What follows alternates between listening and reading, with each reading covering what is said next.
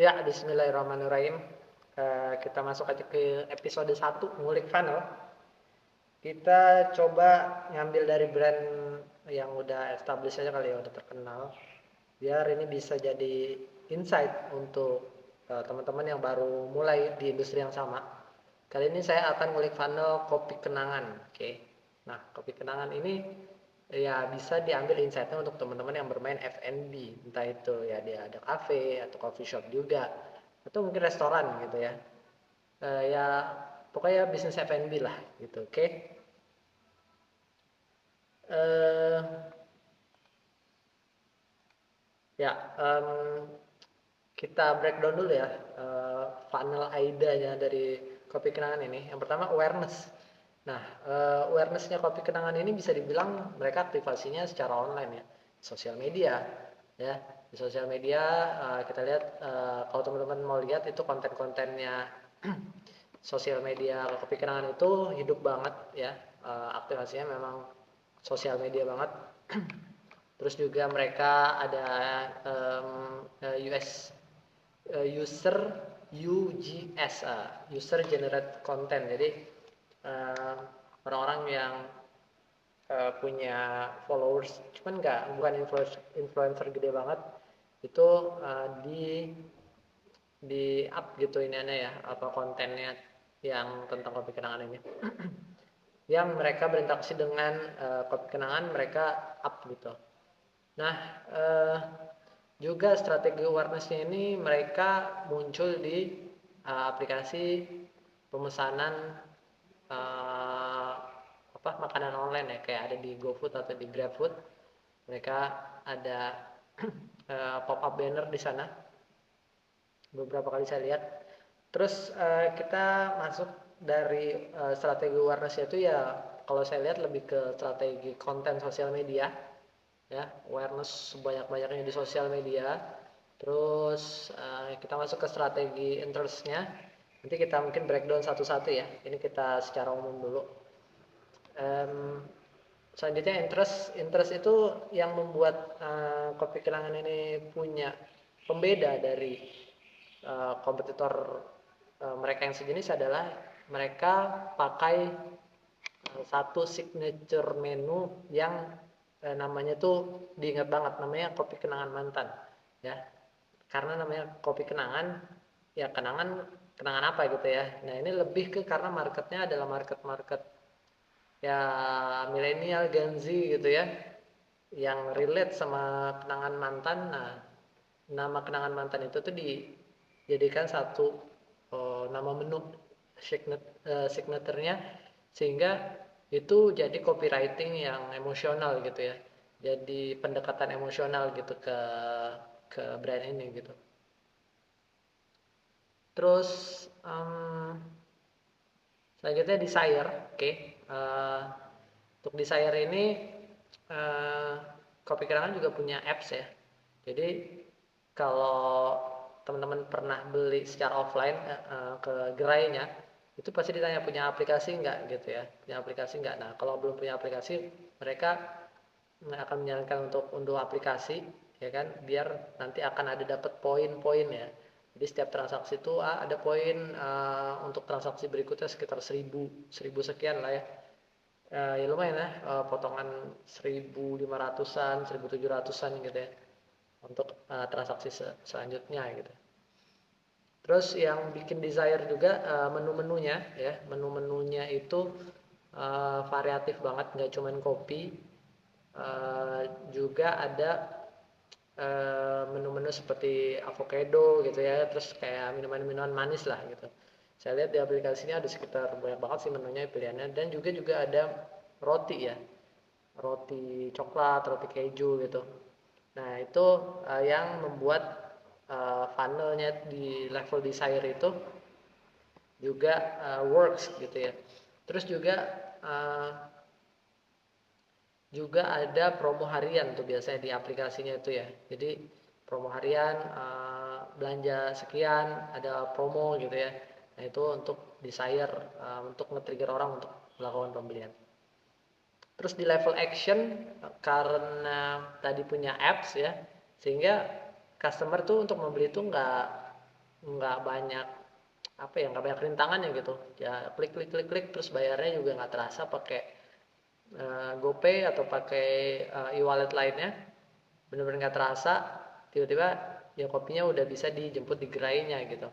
Jadi nggak perlu lagi ngomong ke kasirnya harus ininya less sugar atau less ice gitu ya. Jadi bisa order via aplikasi aja pas dia lagi mau jalan, terus pas udah mau sampai pas udah di gerainya tinggal ambil doang gitu. Nah, itu strategi funnelnya. Kita balik dari ya dari awareness-nya ya. Terus strategi awareness-nya eh, kopi kenangan ini um, jadi mereka tuh bukan muncul di apa ya, bukan bukan muncul dengan spanduk atau baliho gitu ya, tapi mereka munculnya tuh di layar HP gitu, karena ya segmentasinya itu memang pengguna sosial media ya kan. Terus platform apa yang mereka mereka um, taruh gitu ya di apa iklan mereka itu di Gojek, di Grab ya, di pop up banner tuh biasanya. Atau mereka ada di top list dalam pencarian, pokoknya orang cari kopi, nah mereka taruh awareness-nya tuh, atau mereka ngiklan di aplikasi GoFood atau GrabFood itu di agar ditaruh di atas gitu ini aneh listnya. Terus juga mereka tadi ya kayak bikin konten secara organik.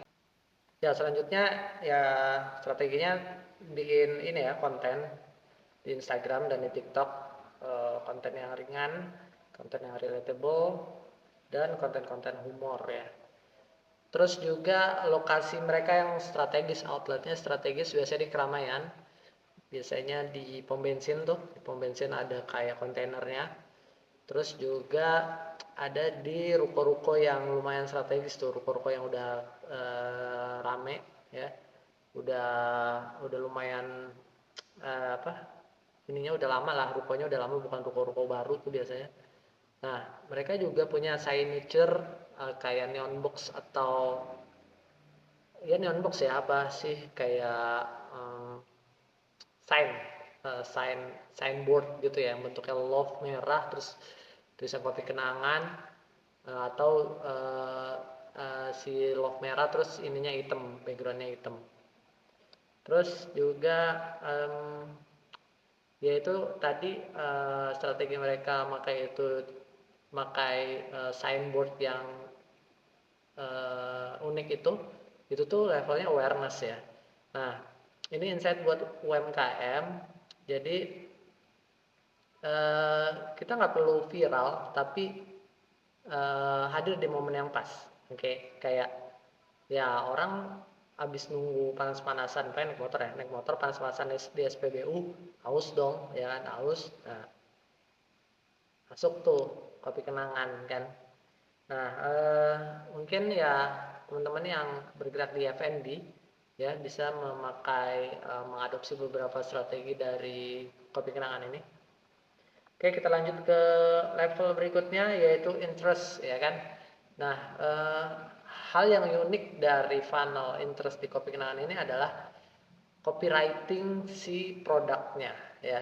Jadi produknya itu dibuat dengan nama kopi kenangan mantan, karena ini satu menu yang mungkin jadi signaturenya si kopi kenangan ini, karena ya orang banyak yang relate gitu ya dengan kenangan mantan itu, orang jadi ingat gitu, jadi interest gitu.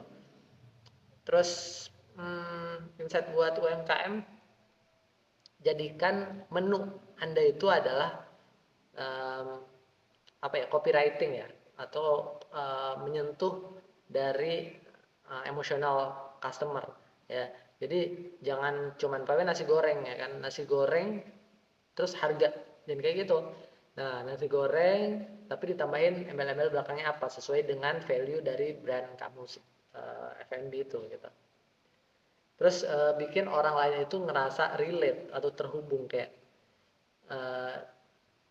lucu nih gitu kan, lucu nih nama menunya, Terus juga jangan main di perang harga gitu, jangan mikirnya orang beli itu cuma karena murah gitu, tapi juga teman-teman harus mikir bahwa nama menu itu bisa jadi copywriting yang powerful gitu. Terus lanjut ke level desire ya. Level desire ini membuat orang yang tadi udah kayak tertarik sama nama menu-menunya itu lebih berkeinginan untuk melakukan pembelian ya. Nah, caranya mereka biasanya mereka melakukan strategi dengan punya apps ya. Copy kenangan apps itu di dalamnya kalau teman-teman install itu ada setiap kali pembelian itu ada poin yang bisa menjadi diskon untuk pembelian berikutnya. Nah, itu adalah trigger desire untuk orang membeli nggak cuma sekali doang gitu. Terus ada diskon user baru, terus ada flash sale juga ya, ada flash sale berlaku hari ini harganya segini. Nah itu dengan aplikasi ini Kopi Kenangan bisa nge-blast ke semua user atau customernya yang udah nginstal aplikasinya gitu. Nah, insight buat UMKM, F&B terutama, nggak perlu ngasih diskon gede-gedean, tapi bangun rasa untuk balik lagi. Ya, itu perlu dipikirin tuh strateginya. Gimana sih biar orang tuh balik lagi? Nah, meskipun, nah ini insight ya, ini rewardnya mungkin nggak gede dari Kopi Kenangan, dari diskonnya cuma 1.000, tapi itu bikin senang. Jadi kayak ada hal yang customer tuh ngerasa dia menang gitu dalam transaksi itu, walaupun itu nilainya nggak seberapa gitu. Terus di level action, oke, termasuk tadi salah satu benefit dari apps-nya itu adalah orang membeli Kopi Kenangan ini tidak apa ya, nggak ribet gitu. Jadi dia cuma ngeklik, dia nggak terasa udah membeli. Nah, kan orang ada ya yang dia mau beli, mau pilih-pilih dulu menunya, terus agak males gitu kalau ditanya-tanyain sama si baristanya atau waitersnya ya. Terus ya udah mereka tinggal pilih varian di apps, terus mau special request no sugar atau less ice itu bisa langsung dipilih di appsnya. Terus udah gitu pembayarannya juga bisa dengan e-wallet, jadi kayak nggak ngerasa bayar, cuman kayak masukin pin doang. Terus ya seamless gitu, jadi nggak susah dalam bertransaksi. Nah, insight buat UMKM F&B adalah buat pembayaran atau transaksi itu mudah.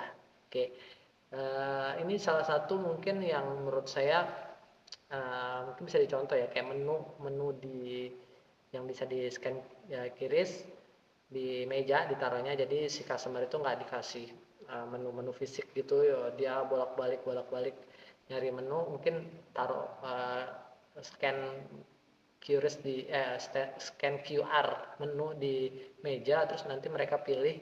Itu udah selayaknya seperti apps Kopi Kenangan gitu. Terus nggak harus dia tanya-tanya dulu, terus juga bisa pembayaran dengan banyak payment gateway ya. Nah, yang sekarang Kris itu udah sangat harusnya udah sangat common dipakai ya. Jadi untuk pemain F&B Kris itu bahkan F&B kaki lima juga udah harus punya gitu, sehingga orang nggak ribet untuk punya cash atau nunggu kembalian gitu. Jadi Kris ya untuk di level action ini untuk bisnis F&B. Oke, itu ngulik funnel episode 1, insight dari Kopi Kenangan. Mudah-mudahan ada manfaatnya untuk teman-teman, terutama pebisnis F&B. Sampai ketemu di episode kedua. Kalau teman-teman punya bisnis yang mau saya sarankan funnelnya harus seperti apa, bisa komen aja di kasih insight bisnis teman-teman funnelnya baiknya dengan strategi apa. Oke, sampai ketemu di video berikutnya insya Allah.